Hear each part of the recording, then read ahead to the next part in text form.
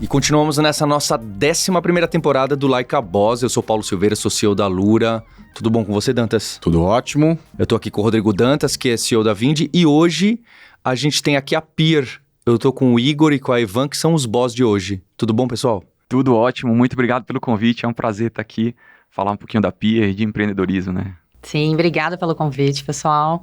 Muito bom contar um pouquinho da história da Peer e os desafios que a gente tem enfrentado aí no mercado.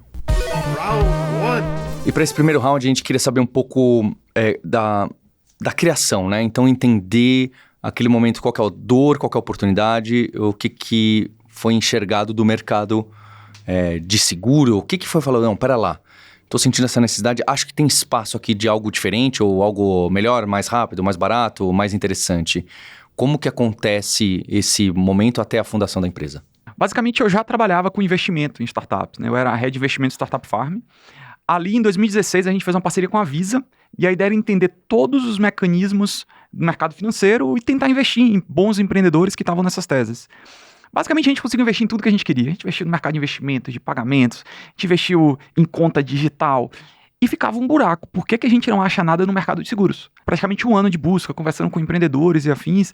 Esse mercado ele era muito nascente no mundo. A gente já começava a ver ali algumas poucas iniciativas, principalmente Israel e Estados Unidos. E aí, para mim, ficou evidente. Pô, eu achei ali um mercado grande, o cliente está insatisfeito, está quase urrando por novidades, por produtos mais honestos, de melhor qualidade, com melhor preço. Aí eu comecei a investigar, chamei o Lucas, né, que é meu co-founder, né, falei, pô, Lucas, eu e o Lucas, a gente ia ter várias coisas juntos, a gente teve restaurante, a gente tinha feito investimento, a gente começou a estudar bastante e a gente viu que existia a oportunidade clara de criar ali um produto que fosse mais honesto, de melhor qualidade, que entregasse o tão famoso NPS, né, um NPS altíssimo, e mudasse a cara desse mercado. Então a gente começou a aprofundar e, long story short, a gente criou a primeira seguradora digital do Brasil.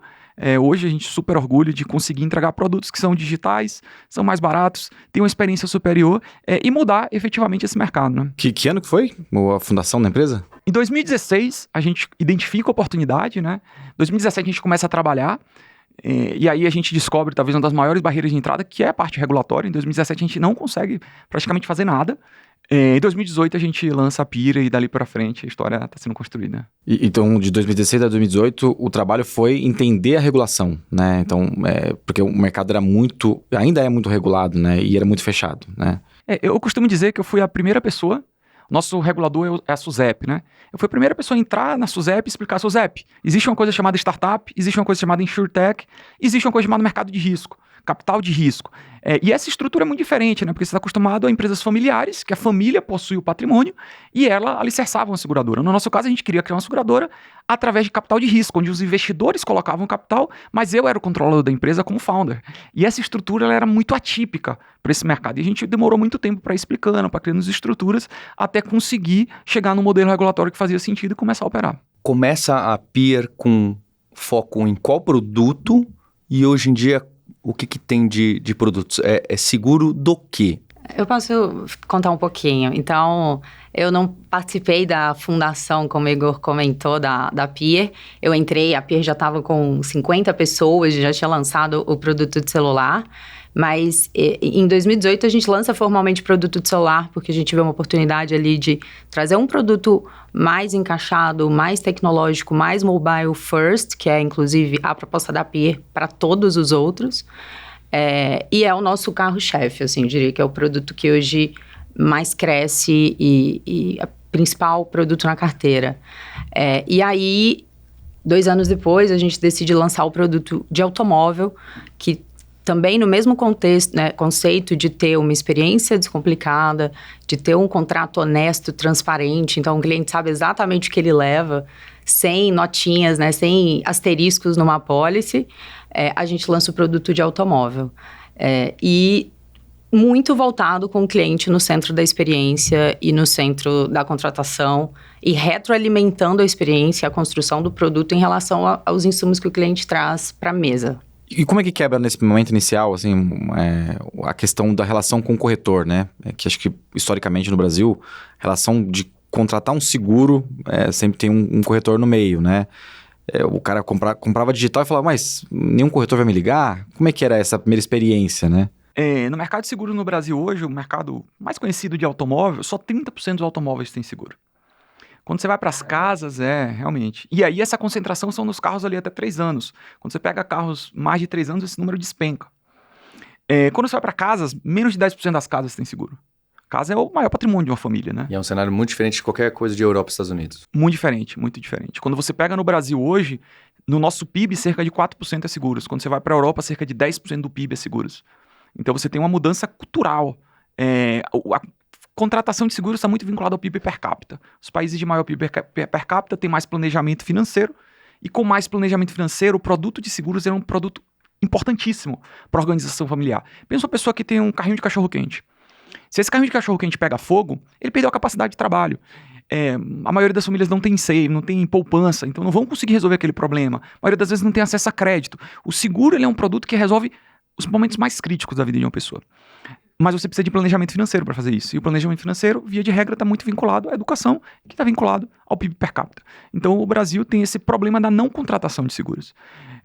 Então, no caso, quando a gente entrou, menos de 3% dos celulares tinham seguros. Quando a gente olha esse contexto, significa que tem um mercado gigantesco que não está sendo atendido. Então, eu acho que tem um espaço gigantesco para os corretores, mas tem um espaço também para os não segurados. Só para você ter uma ideia, quando a gente entra no mercado de seguros de celular em 2018, o Procon tinha acabado de lançar uma nota falando: não contratem seguro de celular porque o produto atual é uma pegadinha. O Procon informando isso para o consumidor. Então, criar realmente um produto que pensa no consumidor, eu diria que é o DNA da empresa. Quando você consegue fazer isso em qualquer indústria, você tem uma mudança significativa. A gente entra nesse mercado que o Procon falava para não contratar um seguro de celular e a Pier paga 30% dos seguros em 1 segundo. Imagina, a pessoa tem um roubo, ele pede o reembolso, a gente hoje já tem inteligência artificial para não discriminar, mas conseguir fazer uma separação ali dos melhores perfis e automaticamente, em 1 segundo, caiu o dinheiro na conta da pessoa. Essa experiência, ela é impensável na indústria que a gente está presente. Então a gente consegue, primeiro, aumentar o volume de pessoas. 60% dos nossos clientes não tinham seguro antes da Pier. Então a gente consegue acessar esse cliente que não está sendo acessado por outros canais. O principal canal dele é o corretor. É um cliente que não necessariamente tem a demanda de precisar de um apoio, porque eu acho que o corretor tem um papel fundamental para apoiar, para ajudar o usuário. Algumas pessoas querem mais autonomia. Então, para os usuários que querem mais autonomia, talvez os usuários que não conseguem pagar o preço cheio, a Pier tem conseguido entregar proteção para essas pessoas. Então, acho que é uma mudança que a gente traz para a sociedade importantíssima, que as pessoas se sentirem bem, se sentirem seguras e conseguir aumentar o volume. Eu acho que a gente não precisa brigar com o corretor. O que a gente tem que fazer é, de maneira geral, entender por que as pessoas não contratam, resolver essa dor e aumentar o número de pessoas que contratam seguro hoje. Então, a entrada nesse produto celular foi intencional porque era um produto que vocês sabiam que ali tinha um gap muito grande de experiência, por exemplo, né? E também por ser mais barato, mais fácil de você testar e exatamente, Paulo. A gente via que o produto de seguro ele é um dos produtos financeiros mais complexos, né? Porque a pessoa te paga e se ele tiver um problema, ele te pede o dinheiro de volta. É muito diferente de você oferecer um crédito, né? Pô, você quer dinheiro, a pessoa fala, quero. Então, quem contrata um crédito não está muito preocupado com a empresa que ela está se relacionando, porque ela recebe dinheiro. No nosso caso, é muito diferente. A marca é muito importante. A pessoa tem que confiar naquela empresa, porque ela vai dar o dinheiro dela para aquela empresa. Então, a nossa visão, quando a gente entrou, a marca era desconhecida. Ninguém nunca tinha ouvido falar. Será que as pessoas iam acreditar numa seguradora digital, que ninguém nunca ouviu falar, que não tem histórico, que não tem... Então, pra gente, o celular foi um mercado onde existia uma discrepância na proposta de valor. Realmente, a proposta de valor era terrível e a gente conseguia melhorar isso. A gente conseguia trabalhar com um produto mais barato, onde as pessoas estavam mais predispostas a experimentar uma marca nova, desconhecida, provar que existia honestidade nessa marca para ir para mercados maiores como o produto de automóvel, né? Então foi uma estratégia quase de go-to-market. A nossa visão é mudar essa indústria inteira. O que tem de todos os dias, alguém me manda um WhatsApp falando, Igor, você já pensou em seguro de educação? Porque o mercado é tão bom, tem tanto problema e tal. E hoje o nosso grande desafio é despriorizar as ótimas oportunidades para focar naquelas excelentes. E aos poucos, e com esse cuidado de criar produtos excepcionais, a gente vai crescendo, lançando novos produtos, trazendo mais clientes para a nossa base, deixando mais pessoas satisfeitas, mais pessoas que recomendam a empresa, mais pessoas que passam por uma experiência inacreditável. E aí, depois que você passa por essa experiência inacreditável, ele nunca mais sai da empresa. Ele recomenda para parentes, para vizinhos. Então, esse trabalho, ele é um trabalho consistente de longo prazo me lembrou muito a conversa que a gente teve sobre a educação, né? A importância da construção da marca em educação de longo prazo, né? Aqui também a gente está falando que tem que ter uma construção de confiança no longo prazo. Eu acho que o celular ajuda a gente muito nesse go-to-market, de ficar ali 3, 4 anos num produto que o usuário tem um pouquinho mais de predisposição, até a gente acessar produtos de maior importância segurada, maior valor, efetivamente. Se eu puder só adicionar, o Igor falou desse lance da confiança e tem a construção, quer dizer, a construção de marca é fundamental. A gente tem dados, né, que dizem que ao consultar a Peer para contratar e para ter aquele produto, o cliente busca referências de Reclame Aqui, de notas, né, avaliações sobre o produto. Mas a confiança também, ela se consolidou, não só na marca, mas acho que a regulamentação, né, a regulação, o papel do regulador também dando espaço para os novos players, para os players digitais entrarem e se organizarem, se fortalecerem, também eu acho que trouxe um statement bem importante.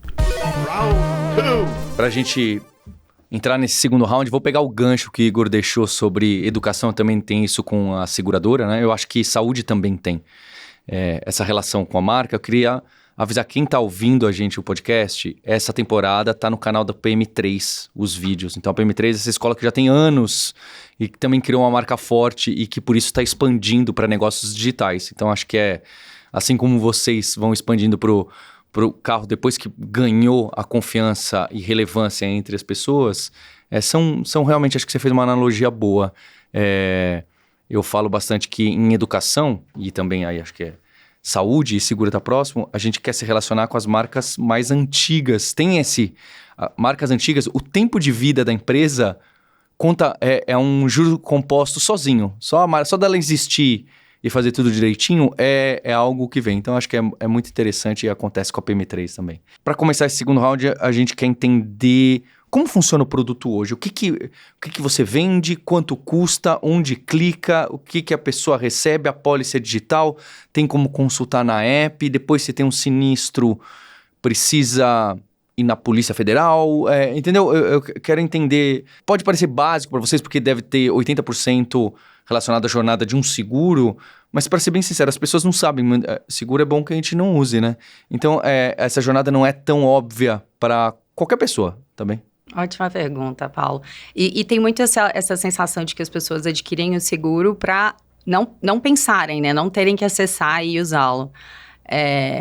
E a Peer veio muito desse lugar de construir um produto e um fluxo e uma jornada que fossem super intuitiva e o mais acessível. Então, assim, sendo bem pragmática, né? Quando eu quero adquirir um seguro da Peer, com 3 dados, 3 informações, que a pessoa coloca diretamente no nosso app, ela consegue saber o preço e já passar pela primeiro underwriting que a gente usa, né, a nomenclatura, que é essa avaliação de risco. Então, em um formulário? Em um formulário, em uma experiência super intuitiva, ela coloca dados o aparelho que ela tá buscando, por exemplo, no caso do celular, o CPF dela, e aí a partir disso a gente já consegue, ela já inicia toda a experiência ali. Ela já sabe o preço, ela já sabe diferentes planos que ela tem acesso, né, um plano mais premium, um plano mais em que ela tem uma cobertura maior e uma cobertura maior do bem, que ela está segurando ali o celular, e um plano mais econômico, mais acessível, em que ela tem uma cobertura menor, mas que também tá muito associado, né, ao valor de mercado do bem que ela está ali contratando. E isso dura segundos, né? E uma vez que ela contrata, então é uma experiência super intuitiva e muito mobile. Uma vez que ela contrata, a gestão do contrato dela também é muito simplificada. A Peer tem planos mensais, então eu consigo, eu vou viajar, eu vou para um momento que eu sei que eu posso estar mais exposto a algum risco, eu vou para o carnaval, eu consigo contratar aquele seguro no mês, e eventualmente experimentar ou decidir ficar por mais tempo ou cancelar. E aí, entrando um pouco na experiência do cancelamento, e depois eu falo da experiência do claim, né, que a gente chama que é a nossa experiência uau hoje, o cancelamento também tem uma pegada super descomplicada e transparente. É um app? É um aplicativo. Então, eu quero cancelar o meu plano, eu vou viajar, ou eu não estou usando, eu não estou exposto ao risco, eu decidi experimentar por um mês, eu entro no aplicativo e cancelo o plano, e isso tudo sem envolver nenhum contrato físico, né? Existe um contrato que vai, óbvio, formalmente para a pessoa, por e-mail, ela consegue acessar e gerir toda a contratação dela, mas a experiência por trás é muito descomplicada, que é como a gente gosta de chamar. E eu gosto de falar do momento uau, que é o momento de quando ela realmente precisa usar o seguro, e a gente sabe que o momento de uso do seguro é um momento desagradável na grande maioria, né? A pessoa tá ali... fragilizada, às vezes, né? Foi assaltada, né? Exato, Perdeu. ela tá num momento de desconforto, de insegurança. E aí é nesse momento que a gente entende que é quando a gente precisa mais estar perto dela e oferecer uma experiência rápida, simples, humanizada, né? Quando a gente precisa falar com a pessoa. Então, pelo próprio aplicativo, ela coloca as informações, por exemplo, do que aconteceu. Eu fui furtado, esse é o meu contrato, esse é o meu aparelho, ela já tem todas as informações no próprio aplicativo. Ela precisa fazer um boletim de ocorrência, porque é como a gente tem as informações do que aconteceu ali, daquele fato, e ali a gente já desencadeia todo um processo para validar o pedido dela. E como o Igor estava comentando, a gente tem uma tecnologia e uma ferramenta totalmente proprietária, que é o que a gente chama de Peerbolt, em que a gente já consegue ali, a depender, né, das informações e do score e dos dados daquele cliente, dizer, nossa, esse cliente, ele é super saudável, ele tem um histórico muito positivo com a Peer, então eu consigo, nesse momento de sufoco ali, de desconforto que ele está passando por um furto ou por um roubo, dar uma experiência incrível para ele e ele ter o reembolso dele em segundos. E isso é, sim, uma maneira de olhar para o mercado e de interagir com o cliente totalmente disruptiva e que não se falava e não se fazia antes. Nossa, só de estar ouvindo a Evan falar sobre o descomplicado, quão descomplicado que é, né? Acho que tem algumas empresas, né? Acho que a Alura é um pouco assim também, né? Eu quero cancelar, eu quero ser simples, smart fit, né? Já me traz uma vontade de entrar aqui no aplicativo e contratar eu não tenho seguro celular, eu tô quase entrando aqui e contratar, né? Vocês têm esse dado na mão de que acho que os jovens não vão ligar para um corretor para fazer o seguro de um celular. Tem uma faixa etária que normalmente consome mais o serviço de vocês, já entra, comprei um celular, vou na Peer. Como é que conhece essa divisão? Vai depender muito da jornada, tá? Via de regra, a pessoa que busca o seguro, né? Não tem muita gente buscando o seguro de celular. Essa pessoa que busca o seguro, ela, via de regra, não tem uma maior exposição ao risco. Talvez uma pessoa que usa transporte público, talvez uma pessoa que sai à noite. Então, essa busca hoje, ela vai estar concentrada ali numa faixa de 18 a 35 anos, na busca do seguro de celular. Só que essa pessoa que tem um sinistro, que recebe instantaneamente, que descobre que existe esse mundo, que é quase uma descoberta, aí ele recomenda. E essa recomendação, ela já começa a vir de maneira muito mais diversificada. Então, via referral, a gente vai ter gente ali de 45, de 50 anos, mais de 50 anos que contratam o nosso produto. Então, vai depender muito do canal. Os canais de busca, eles vão ser mais concentrados com um público mais jovem. Já um canal de recomendação, o nosso Member Get Member, ele já traz um público acima dos 30, acima dos 40. Eu queria só citar um pouquinho essa questão do cancelamento, que até te trouxe essa percepção, né? Eu entendo que a indústria de centenas de anos. É muito complexo mudar todo o legado dessa indústria. Quando a gente fala que a gente paga um reembolso instantâneo, é extremamente complexo fazer isso. Não é simples, tá? E eu entendo que são as tecnologias mais avançadas. Mas eu convido todo mundo aqui a procurar um botão de cancelar em qualquer seguradora. Isso não é difícil, gente. Isso chama-se vontade. E aí, em todas as discussões da nossa liderança, a gente está perguntando qual é esse impacto dessa ação no cliente. Como é que o cliente vê isso? E fazer isso de maneira consistente faz com que a gente gere ações muito simples que geram valor para o consumidor, como ter um botão de cancelar, e ações muito complexas que geram valor para o consumidor, como pagar muito rápido. Outra coisa que a gente tem que é muito forte, e que parece uma coisa muito simples, porque não tem nenhuma complexidade em ser feita, mas que ninguém faz, a gente tem uma área tão nobre quanto de coberturas e não coberturas. Quando você contrata o nosso produto, você sabe exatamente o que não está coberto. Então você não vai descobrir no momento do seu problema que você não estava coberto. Você imagina que isso derruba a conversão do nosso site. A nossa conversão seria melhor se eu não falasse isso. Mas para ser honesto com o meu consumidor, eu tenho que falar, você está coberto por isso e você não está coberto por isso. Isso não é inteligência, isso não é tecnologia, isso é colocar o cliente no centro das decisões de negócio. Então isso para a gente é muito importante. E eu acho que isso é um diferencial, por incrível que pareça, que ele não é tecnologia, não é inteligência artificial, mas é uma diferença gigantesca para a indústria que não é tão centrada no cliente como a indústria de seguro, né? Como que é esses leads? Como que chega também... Como que hoje em dia, talvez isso tenha mudado bastante, né? Então, eu entendo bastante que esse member get member hoje é poderoso. Então, quando acontece alguma coisa, outras pessoas ficam sabendo e falam, poxa, então existe, funciona, logo eu vou querer. Mas onde que vem o outro fluxo? É ads? É tá junto com corretores? É tá junto com as empresas que vendem celular no shopping? Onde que tem aí uns canais de distribuição ou de leads interessante? Hoje a nossa distribuição, ela tá muito no digital, né? A gente, até como maneira de trazer um pouco essa autonomia e esse incentivo, né, ao digital.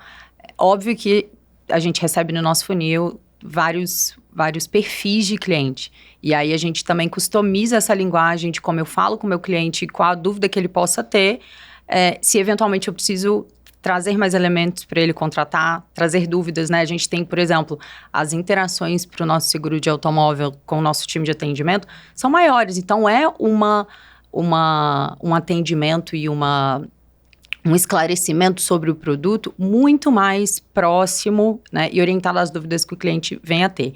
Mas o seu ponto é de onde vem esse cliente, né? Hoje, majoritariamente de mídias digitais, a gente tem algumas parcerias, alguns desenhos B2B2C, justamente para fortalecer não só marca, como outros canais de expansão, mas eu diria que hoje a maior parte dos nossos clientes tá no digital e via mídia. Não orgânicos, né? A gente tem um volume muito grande com orgânico, depois mídias e o B2B2C.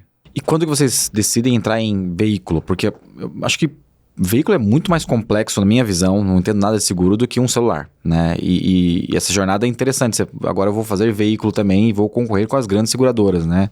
Quando que foi isso? Eu vou fazer uma analogia aqui, né? Tudo que eu falei de celular é um oceano azul, né? Pô, o produto é ruim, o Procon tá falando para não contratar, o cliente tá pedindo, o sinistro é absurdo, as coberturas... É um negócio que você fala assim, velho, não é possível.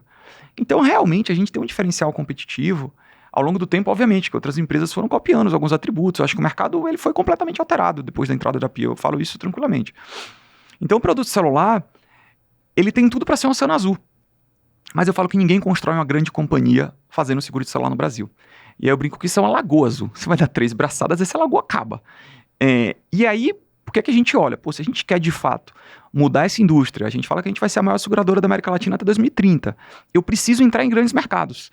E aí, quando a gente fala de grandes mercados, de novo, customer centricity, desejabilidade. Qual é o seguro que as pessoas mais desejam? Automóvel. É mais complexo?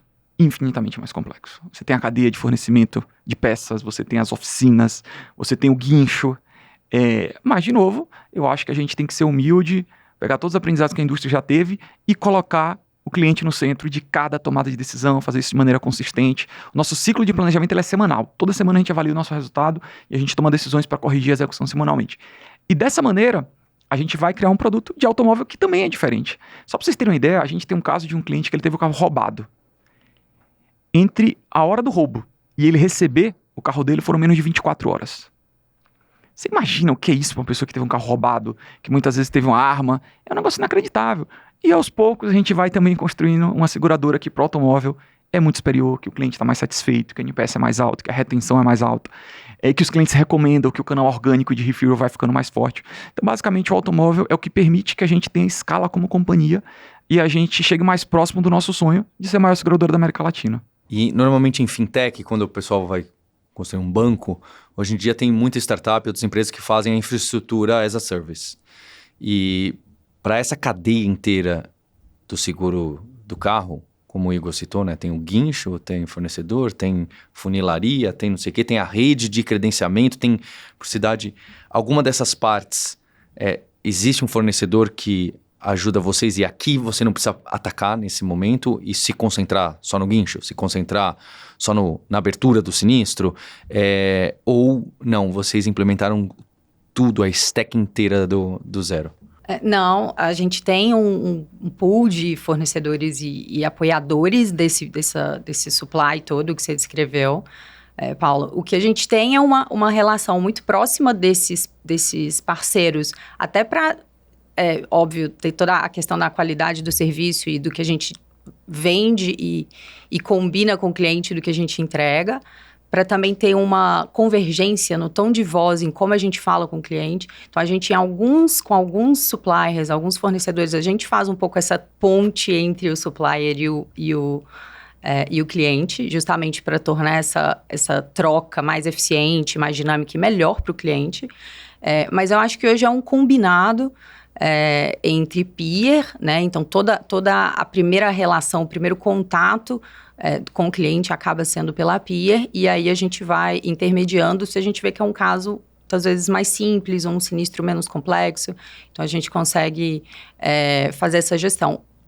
Entrando, por exemplo, no caso de peças, né, que foi o que o Igor comentou aqui, toda essa cadeia é uma cadeia super complexa. Então, a gente já tem o relacionamento com determinados players e fornecedores, inclusive que a gente preza por qualidade, SLA, entrega, e são, inclusive, aqueles que a gente recomenda muitas vezes, né, prioritariamente para o cliente. Então, a gente traz essa visão, mas o cliente também tem a autonomia de, eu gostaria de ser atendido por essa oficina. Então, ele também tem essa flexibilidade de propor algum atendimento específico com algum parceiro específico. Para eu entender o tamanho da dor de cabeça, por exemplo, o guincho em São Paulo, vocês têm contato com uma empresa que faz isso, ou precisa de várias, ou precisa da pessoa dona do caminhão do guincho, e aí essa conexão, né, de comunicar o sinistro, precisa de um guincho ali, é totalmente automatizada via API, ou não? É o call center que liga para o call center do guincho e fala, olha, ali está precisando, então tá bom. Eu queria entender como essas peças se conectam nesse seguro que é muito mais complexo, dado que vocês nasceram no meio da modernidade, né? Mas eu quero saber se isso puxa essa modernidade, ou vocês se encaixam, fazem um retrofit ali. Você pegou talvez o melhor caso, tá? Porque a cadeia de guinchos em São Paulo é uma cadeia muito digital. Então, você tem a maioria dos guinchos com GPS e afins. Hoje a gente tem um provedor que vai se relacionar com toda a cadeia de todos os guinchos do Brasil inteiro. A grande diferença que... Um gateway, né? É um gateway. Mas assim, de novo, né? A Peer é uma empresa customer-centric. Quando a gente faz isso, a gente fala, temos um fornecedor que é igual ao do mercado inteiro, resolvemos o nosso problema. Não, porque esse problema não está resolvido, porque o cliente não está satisfeito.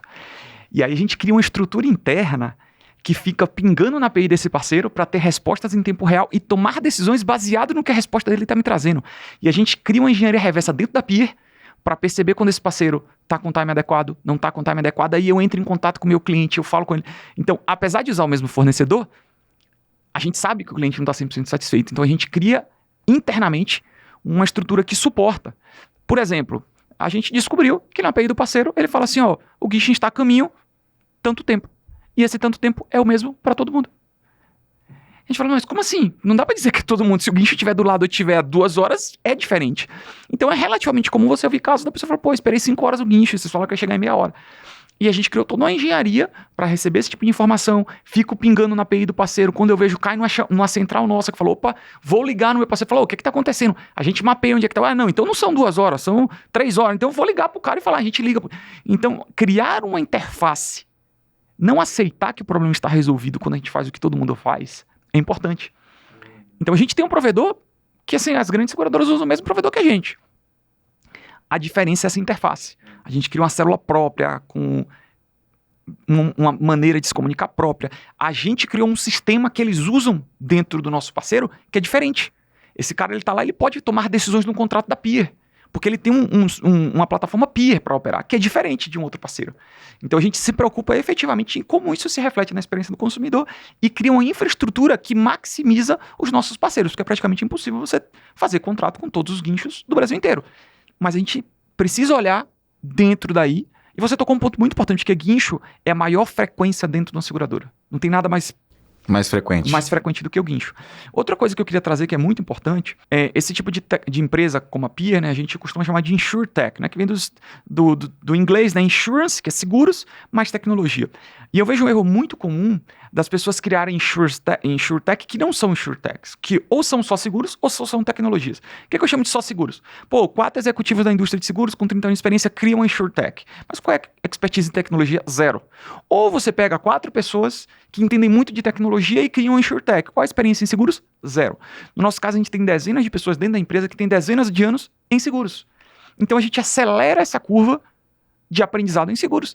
E a gente tem pessoas que vieram de praticamente todos os unicórnios do Brasil, uma capability super forte em engenharia, dados, tecnologia, design, que complementa isso. Então, olhar InsurTech, fazer a competência de seguros e de tecnologia efetivamente, culturalmente no mesmo lugar, é um desafio. EdTech também é exatamente a mesma linha.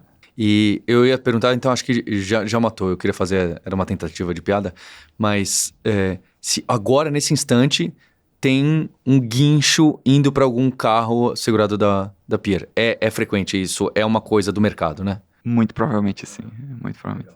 E hoje como é que tá qual que é o tamanho da Pier? E se você puder falar quantos atendimentos vocês têm, ou quantas solicitações de seguro vocês têm? E o time? A Pier tem mais de 150 pessoas. Hoje um time, como o Igor falou, super diverso. A gente tem pessoas que vieram da indústria tradicional de seguros, trabalhando ativamente com pessoas que vieram do ambiente de tecnologia e ambos com a cabeça muito aberta, porque é aí que a gente gera transformação, que você consegue sair com um produto muito mais rico e mais empacotado e mais orientado ao cliente. E em termos de volume de clientes, né? Hoje a Pier tem mais de 120 mil apólices, 1.000 contratos. Acho que de números de operação, assim, não tenho... Talvez o Igor tenha algum mais fresco. Quantos para-choques trocados? Né? Ou quantas telas quebradas, né, Paulo? Trazendo alguns números financeiros, quer dizer, ano passado a gente fez mais de 100 milhões de receita também, que eu acho que é um número importante como magnitude de companhia, né? A empresa também tem gerado um impacto muito legal, até o Paulo também, parabéns, né? A gente foi agora selecionado como Endeavor's Outliers, que são 10% das empresas de maior impacto na rede global da Endeavor, então a gente tem conseguido ali, aos poucos, né, entregar muita satisfação para o consumidor, crescimento, valor para os acionistas, colaboradores, de maneira geral. E complementando o que o Igor falou, também pela Endeavor a gente foi reconhecido como um player de diversidade, né? Um destaque em diversidade. Hoje, 50% do nosso C-Level é composto por mulheres, né? Por um grupo de diversidade. A gente tem 1/3 da empresa que se autoafirma como não brancos e 1/3 da empresa dentro do grupo de LGBTQIA+. Então, essa diversidade também enriquece muito e torna não só a construção do produto, mas a construção da cultura, do dia a dia, das dinâmicas, muito rica. Acho que números excelentes, né? Para chegar nesse ponto exige um esforço, exige foco, exige dedicação. Vocês tiveram, né, rodadas de investimentos de fundos aí conhecidos, queria entender isso e qual que é a tese lá na frente. Você já citou aquele grande sonho de 2030 ser a maior seguradora da América Latina, não é nem Brasil, hein? América Latina. E com quais exemplos de produtos? É óbvio que eu entendo que isso pode mudar, algumas coisas estão mapeadas, outras não. Então, a gente tem esse investimento porque a gente quer chegar aqui dessa maneira. Então, trazendo aqui grandes etapas, né, até na jornada empreendedora, né? A gente teve uma rodada anjo com pessoas físicas, a gente trouxe pessoas do mercado de seguros, pessoas do mercado de tecnologia. Depois a gente fez uma rodada seed, que foi liderado pela Canary. A gente trouxe outros nomes ali legais também para a mesa, entrou a FEAP, entrou a Norte. A gente fez um Series A liderado pela Monax, um parceiro muito presente, né? E a gente fez o Series B liderado pela Raiz Investimentos. Foi super importante ali na nossa jornada, foi a primeira vez que a gente trouxe um capital proprietário que nos ajudou muito perante o regulador ali, com todas as autorizações que a gente precisava, né? Então, esse é um pouquinho a nossa jornada. Cada vez mais, eu acho que o caminho para a rentabilidade é uma presente, né? Como é que a gente consegue criar empresas que crescem, são sustentáveis. Hoje o grande desafio da empresa é no médio prazo conseguir continuar crescendo, mas com mais rentabilidade. Então, no longo prazo, a gente acha que para dar liquidez de maneira geral, a gente enxerga muito o mercado público, é uma empresa que tem possibilidade, que tem mercado, que tem outros exemplos que conseguiram se tornar públicas. Quando a gente olha roadmap de produto, como eu comentei, né, o que a gente mais tem oportunidade é um mercado que tem muita demanda reprimida, mas na nossa visão hoje, alguns produtos já são consolidados e ainda com muitas oportunidades. Então, a gente costuma dizer que o seguro de vida é um seguro que a gente acha muito interessante, tem muita oportunidade de gerar disrupção e qualidade para esse produto. Na sequência, o seguro residencial. No Brasil é um seguro de baixíssima penetração, que a gente também enxerga ali muita vantagem. São mercados grandes que a gente consegue entrar e operar com muita qualidade. Obviamente que no entorno desses produtos a gente enxerga outros produtos em paralelo. Aí eu acho que é muito mais um trabalho de discovery, de entender as dores dos consumidores, como é que a gente consegue. No entorno do celular, será que eu consigo trazer outros produtos? No entorno do automóvel, eu consigo trazer outros produtos? No entorno da vida, eu consigo trazer outros produtos? No entorno da residência também. Mas um pouco esse é como a gente enxerga aí os próximos passos.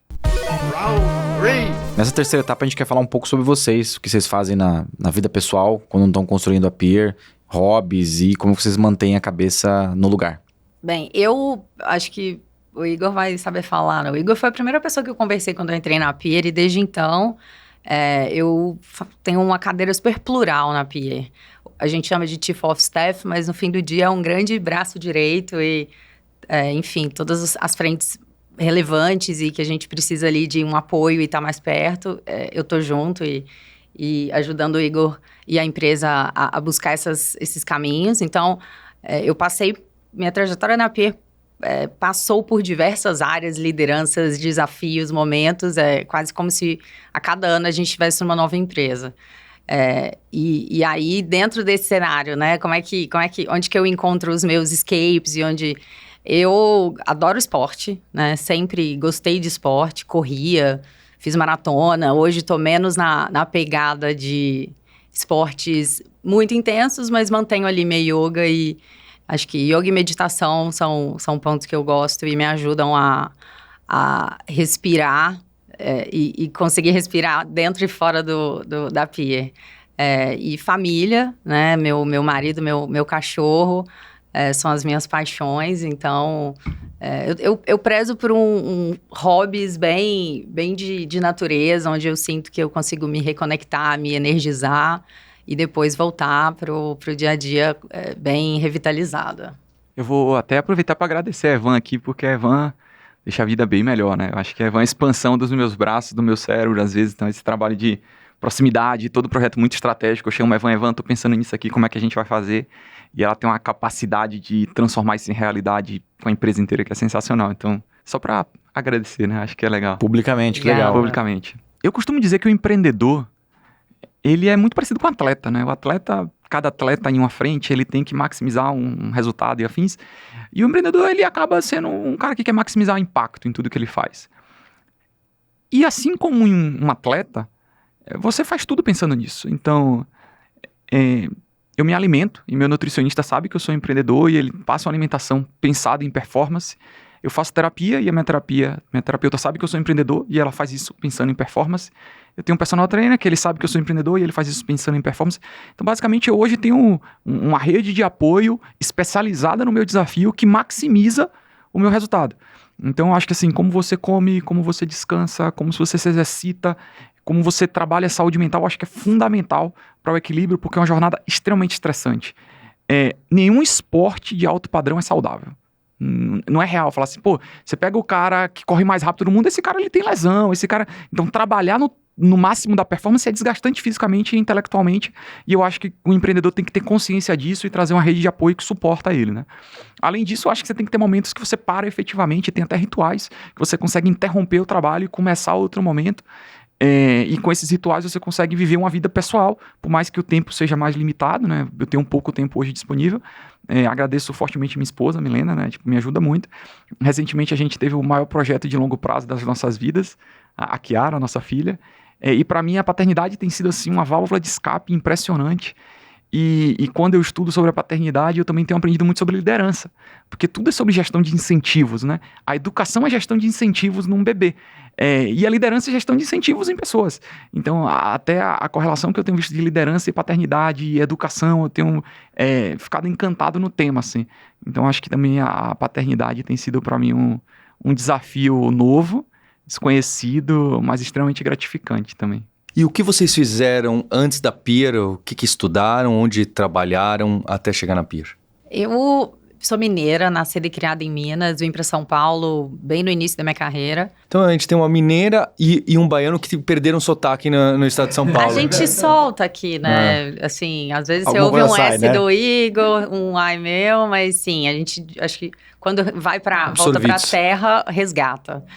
Ainda, assim, minha terra, Minas, não tem, sem querer fazer bairrismo aqui, mas completamente apaixonada. Então eu vim para São Paulo, uma carreira de finanças corporativa em empresas bem tradicionais e fiquei nesse mercado por 8 anos. E a minha vontade, né, acho que a minha pulsão para ir para a Peer veio muito de estar mais próximo do mercado de tecnologia, que muitas vezes a indústria tradicional tem mais dificuldade de beber dessa fonte e de se oxigenar. Então, essa foi o meu maior assim, chamado para a Peer. E o chamado da tese, né? O fato da gente falar de democratizar o seguro, de conseguir atingir uma camada de pessoas que não conseguiam ter esse produto, não conseguiam pagar por ele. E na perspectiva de cliente, de uma pessoa que teve seguro antes, saber o quão muitas vezes era engessada a relação, era engessada a dinâmica, a experiência, a jornada. Então, o meu caminho para a tecnologia e para a Peer veio muito desse lugar, mais de mercado tradicional e mais de indústria tradicional. E hoje a gente bebe muito da fonte de estar com empreendedores. Acho que a Endeavor é um pool de conversas que a gente fala, né? Desde empreendedores que estão começando até empreendedores que já estão aí em outros estágios. E assim, eu sou completamente apaixonada com a capacidade que esse mercado, esse desenho que a gente funciona, dá de dinamicidade. Então, eu descobri numa carreira que antes era extremamente especialista, uma capacidade generalista minha que eu adoro, que é um pouco disso que a gente estava falando, de já ter trabalhado em várias frentes e projetos e conseguir navegar na empresa, porque no fim do dia é muito sobre resiliência, né? É você querer, você, óbvio, sabe as ferramentas que você precisa para tocar aquilo, mas você está totalmente mergulhado para fazer aquilo acontecer. Tem pouco tempo que eu vi um conceito, eu não lembro exatamente o conceito, eu vou explicar ele, mas o termo era mais ou menos como Founder Company Fit. Não lembro exatamente era esse o termo, mas eu vou explicar, né? Que basicamente a tese do negócio tem que ter muito fit com o perfil do empreendedor. E eu acredito muito nisso hoje, né? E quando eu penso em seguros, eu penso, num negócio estatístico, atuarial, numérico, mega complexo, e depois você tem todo o negócio por trás complexo. Isso casa muito com o meu perfil, né? Só para assim, eu fui aquele adolescente medalhista de Olimpíada de Matemática, de Física, acabei não fazendo engenharia, mega analítico. Então eu sempre gostei muito dessa parte numérica. E depois eu fui trabalhar em negócios, eu trabalhei em consultoria, tive uma experiência muito rica. Eu trabalhei na Unesco, ajudando o investimento em startups no Brasil, para o governo brasileiro, eu trabalhei no governo. Foi uma experiência muito rica, a gente investiu em quase 300 empresas de base tecnológica. Depois eu mergulhei nesse mercado de investimentos, como eu comentei anteriormente, e passei para o lado da Peer. Então, acho que eu acredito que tudo que você fez é um reflexo do que você é hoje, né? Então, acho que todas essas experiências, também destacaria aqui 2 experiências para mim muito relevantes, né? Quando eu estava no Startup Brasil, que foi esse programa do governo, eu fui morar um tempo no nosso escritório, no Vale do Silício, que eu acho que é um pool ali super relevante culturalmente falando, e eu também fui um tempo fazer um curso na Universidade de Tel Aviv, então morei ali 3 meses em Tel Aviv, que é outro centro de tecnologia super intenso. Então acho que são experiências ali que te ajudam a ampliar seus horizontes, né, e conseguir dar próximos passos. Bem, eu queria agradecer a Peer, queria agradecer também a Vind e a própria Lura por essa temporada. Já pedi o like e o subscribe de quem está assistindo a gente no canal da PM3 e queria dar parabéns pelo trabalho de vocês. Obrigado, Muito obrigado. Obrigada. A gente que agradece, é muito bom poder compartilhar, conversar com outros empreendedores. Acho que todo mundo que está começando, assistam, pessoal. O conteúdo é de altíssima qualidade, são pessoas muito legais que vêm aqui falar, é até um orgulho pra gente fazer parte desse pool, então queria agradecer o convite aí e recomendar a todo mundo que não assistam só esse, mas todos os outros, né? O material de qualidade é direto da fonte, né? Exatamente. Legal, obrigado. Até a próxima. Tchau.